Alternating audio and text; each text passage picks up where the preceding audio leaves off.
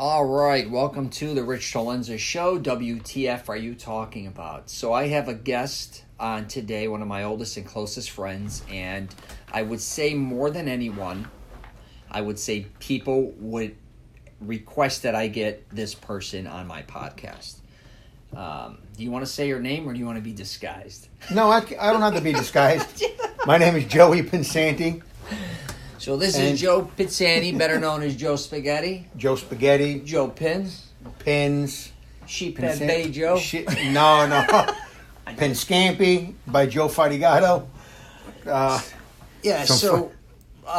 going to call this segment When Chicago Meets Sheephead's Bay, Brooklyn. Let me rephrase it. Sheep's Head Bay. I say it incorrectly. As another friend, Shit's Head Bay. So Joey's originally from Brooklyn. I should have just said When Chicago Met Brooklyn. Yeah, pretty much. So you want to tell them how we met originally? You're better at that. It is kind of funny. We both had mutual friends from the Oak Ridge area.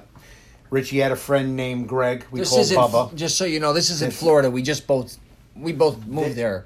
I was 18, but Joey moved a few years before. Yes, I moved in 1984. So he had a friend named Greg. We called Bubba, one of our dearest friends.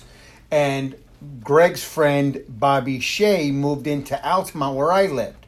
So they both said to each other, listen, I have a Chicago friend. Bobby said, I have a Brooklyn friend. Why don't we all get together? We got together, and next thing you know, Greg turns around to Bobby and says, have you seen Joe and Richie lately? That's a true story. That's a true statement. So, because we had so much in common, and we had so many laughs over the years, that we can tell you stuff, we'll have you pissing in your pants all day. Yeah, and just a heads, our buddy Greg and Bobby couldn't be much, they're so opposite. So I used to come to summer school in Florida. My father lived here, and I'd come here in the summers. That's where I met Greg. We call him Bubba Chicken or Bubba. And he was huge into Mike Tyson, bodybuilding, and he looks like a surfer, but he never surfs. Like Tom Cruise, a young Tom Cruise. Bobby Shea was more of a breakdancer. He was a breakdancer. That's why I got along with him. But he was like probably, no exaggeration, probably one of the strongest kids we've ever known. He was the strongest I've ever seen for his body weight. I couldn't believe it. When you're 145 pounds and you're bench pressing 250, I could not even believe it. He'd go up to 400 pounds, Bobby. He was repping 250. Years later. But when I met him when he was 17, when you're, like I said, when you're 140s, 50s, and you're benching 250, that's beyond. I've never seen. Yeah, and he would rep that out, is what basically Joey's saying. He would literally go up to, I think, 400 pounds, because I've seen him hit 315 clean easily, and he was very lean. And he also had these physical capabilities, not only being fast, but jumping. Fast. He was extremely athletic. He's unbelievable. He's still unbelievable. He is. Yeah, he's still just a physical... We're a little bit older now, but he's still okay. Yeah, remember, I don't know if you know this, but Jimbo and Jerry... So Jimbo, I think, held the bench pressing record. Not just the throw... I never knew that. I don't know if you knew. I think he held that at one time. But what was interesting is, we have other friends, Jimbo and Jerry, that were bodybuilders, powerlifters, that I used to work out with at like 15 years old at a place called Body Masters. Then we all went to World Gym. But to make a long story short, they would talk about Jimbo, how strong he was, which he was, because he was only like 135 pounds, 145. Yeah. But Bobby Shea, I think, was actually even stronger than him and more athletic. It was amazing, and he was a great athlete, like Jimbo. His coach. Both of them with their athletic capabilities. Yeah, for especially how small they were. Anyway, so... so what I was going to say to you regarding this is, and I think our identity sometimes, me and Joey, I could say, in Florida, or in Orlando actually, is sometimes gets confusing. And this is what I got Joey on the show for. He don't even know I'm going to ask him this. So there was a movie that came out called Mike and Dave Needs Wedding Dates. And it's about two crazy brothers that are always getting... did you ever get to see that? No, I never saw it. All right, so there's these two crazy brothers. It's Zac Efron and that other comedic actor from... I forgot that show. He's on TV. He's funny. Modern Family. He's on there. He plays one of the daughter's boyfriends or fiancés. But he's crazy. Mm-hmm. But I think... I don't even know if you know that I'm going to say this. So I think when we were younger, a lot of people would look at more or less Joey being the more crazy or outrageous one, when the reality was more me that more always you, yeah. mischief, always getting Yeah. in way more trouble. I think it was just, I don't know why that was. Well, you were raised in a nightclub, like you were saying. You were around a lot more wilder people. I was raised around two non-drinking, non-smoking, just typical Catholic, yeah. family ride. Italian Even family. though being from Brooklyn, a lot of people think that I grew up on the streets of Brooklyn. No. Every weekend and every summer, my father had us up in the campgrounds in upstate New York, camping out of the city. Right. Even though I got some of the city in me, I grew up more like that. Right. And then you moved here, what, 13, Then I moved 14? here at 13 years old, and I had nobody to break dance with. It was sad. But we're gonna keep this actual podcast short. But I think even if you talk to people nowadays, because we know so many people, especially, Right. I mean, it's just a way. And when I moved here, my father owned one of the largest gaming vending businesses in Central Florida. So I was going. Not only did my father own a nightclub previously, then he retired and then opened this business. Then Joey kind of jumped in the mix with that a little bit. Same with Greg, my friend. So before you know it, we know every bar owner, right? Bartender, waitress, in almost every bar, gentleman's club, nightclub. The list goes on and on and on. Yeah. But I think Joey's personality, was so... When I first met you, were more or less, I'd say, like a Dice Clay. Like more attitude-ish. Yeah. New York asshole. Not, you know what I mean? Edgier, wouldn't you say? And then you turned... Then I opened up a little bit more. And became the funniest. A little more confident as I got older. We're both goofy characters. I would say, though, I kind of more am like a Don Rickles style where I kind of rip on you. Like, that's kind of my humor. But Joey, then, we both love comedians because my father used to take me to comedy clubs all the time. So then Joey started to go to comedy clubs, and then he got infatuated with not only Dice Clay, but Def Comedy Jams. Like Damon Wayans and even Martin Lawrence at the time. A lot of good comedians. And I had a fake ID at a very young age. Joey didn't have one. Then he ended up getting one. Found it at Wet n Wild. He got one, then he lost one, then he had to get another one. It went floating by me at Wet n Wild, and Richie convinced me to, come on, we're going to go try it, and it worked. And what are the odds of that? And the next thing you know, I'm going to my senior year with a hangover in the morning of school. Yeah, so when I met Joe, he was actually in high school still. I just got out of high school, but we were definitely living two different lifestyles. I was collecting money. He was in high school, and then I'm collecting money in and out of all these bars and nightclubs, restaurants. And I was working at Wet n Wild. And then he was working Wet n Wild. And what was interesting about that is then at night, I kind of had different lifestyles. With Joey, I'd go to teen clubs originally. He didn't have a fake ID.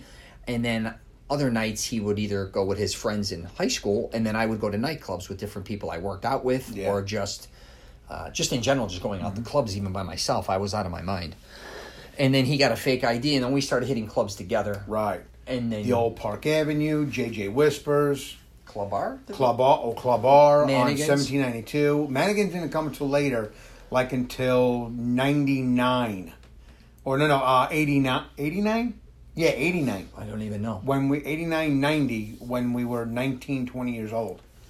And then, Yeah, so most people in the whole town thought we were obviously 25 years old, when the reality was we were 18, we were 19 years old.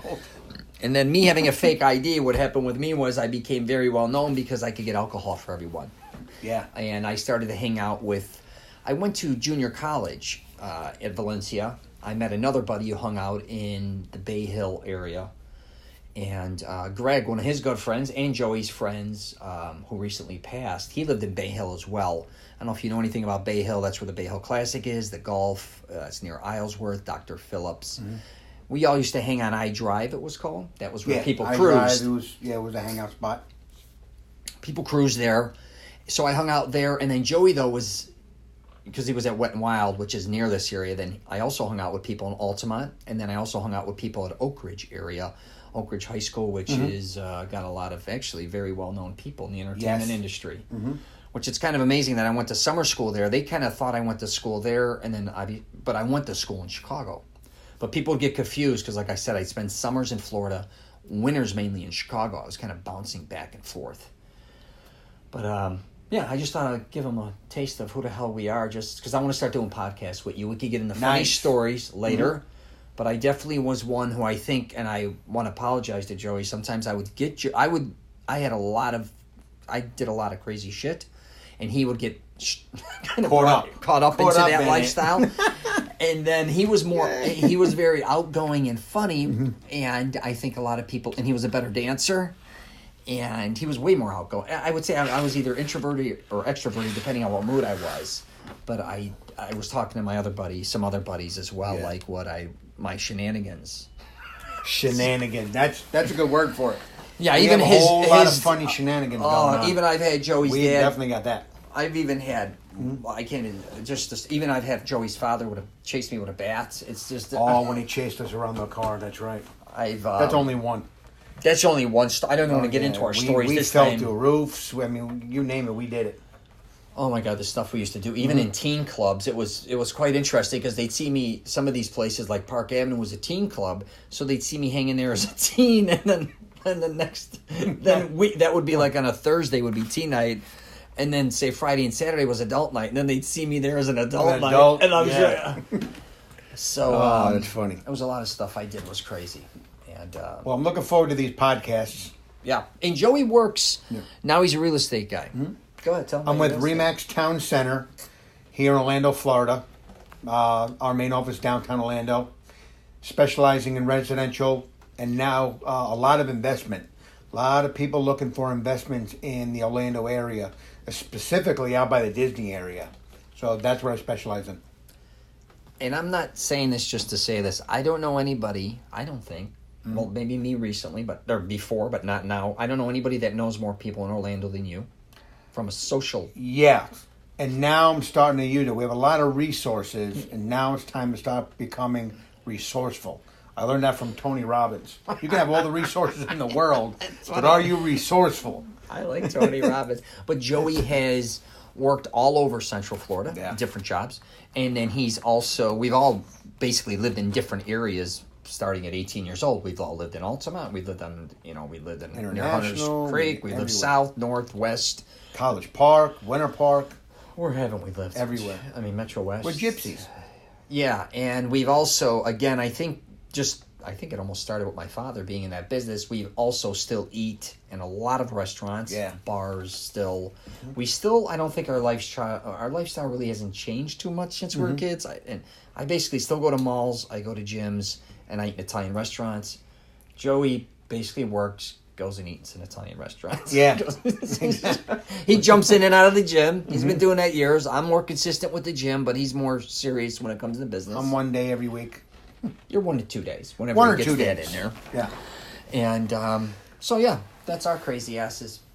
Anything else you want to say, Very John? nice. No, that was good. All right, let's see if it's saved. That sometimes this thing's weird. But all right, I'm going to wrap it up there. Also, if you get a chance, I got a YouTube channel, Rich CELENZA. I'm going to start getting Joey on YouTube because I have literally hundreds of family members that Joey, he even lived in Chicago. We all lived together. And my family member's very close with Joey. He's been involved with my family for so many years, even working for different family members. And then my family used to come to Florida. So I would say out of all my friends, they know Joey the most. I don't even think they look at Joey as a friend. I think they look at him actually as a family member. Yeah, I'm inducted in. So they're Same thing on my side. Yeah, and I was just talking to a few of my other cousins, even in Tampa. They're always my uncles and some of my closest cousins. Two of my closest cousins are like brothers. Are basically Pensante's almost like a fourth brother within us. Wouldn't you say? Right. I'd almost say he falls into that category, which is really interesting. So they're going to be very excited. I got him on a podcast. I'm going to get him on YouTube. I also am on Twitter, LinkedIn, Facebook, Instagram, and Joey's actually on LinkedIn, Facebook. What else are you doing? What else are you social-wise? Right now, Facebook and LinkedIn mostly right now. Not too much Instagram. I'm learning it. Yeah. So, and he's been doing this shit now 20 years now. I mean, he's been in the mortgage real estate business for how many years now? 19 years. Wow. I've been mortgage and real estate. Before that, even timeshare. I've been licensed since 1992. My God, that's a long time. Yep. So, anyways, all right, I'm going to wrap it up there. Reach out, leave a comment, share it. Please, I'm looking forward to the next one. Yeah, we're going to start the Joey, Rich Joey, whatever the hell we want to call him, series. All right. Take care. All right. Bye-bye.